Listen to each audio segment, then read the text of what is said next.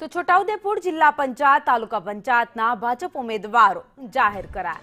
બે ટર્મ જિલ્લા પંચાયત રહેલા મલકાબેન પટેલની ટિકિટ કપાઈ। જિલ્લા પંચાયતમાં ઉપપ્રમુખ રહેલા રણજીત ભીલની પણ ટિકિટ કપાઈ। જિલ્લા પંચાયત કારોબારી ચેરમેન શર્મિલાબેન રાઠવાની પણ ટિકિટ કપાઈ ગઈ। તો ઉપેન્દ્ર રાઠવાને મોટી અમરોલ જિલ્લા પંચાયત બેઠક પરથી ટિકિટ મળી છે। અનેક સીટો ઉપર ભાજપે ઉમેદવારને રિપીટ કર્યા। જિલ્લા અને તાલુકા પંચાયતમાં યુવાનોને પણ તક આપવામાં આવી।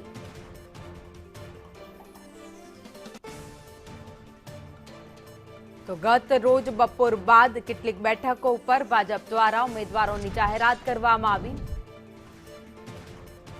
ત્યારે વધુ અપડેટ સાથે સંવાદદાતા અમિત પટેલ અમારી સાથે જોડાઈ ગયા છે।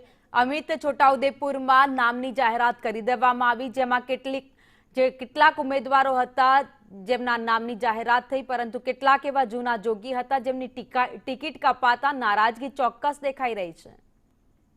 ચોક્કસ જણાવી દઉં કે છોટાઉદેપુર જિલ્લા પંચાયત તેમજ તાલુકા પંચાયતની જે ચૂંટણી થનાર છે તેના ઉમેદવારોને ગઈકાલે મોડી રાત્રે જાહેરાત કરવામાં આવી છે, જેમાં મોટા મોટા નેતાઓના નામો કાપી નાખવામાં આવ્યા છે।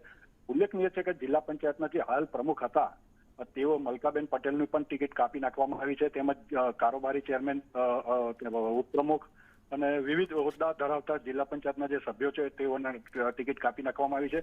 એક બીજી મહત્વની વાત છે કે પૂર્વ જિલ્લા ભાજપના પ્રમુખ છે ઉપેન્દ્ર રાઠવા, તેઓને ટિકિટ આપતા એક ચોંકાવનારો નિર્ણય જોવા મળી રહ્યો છે।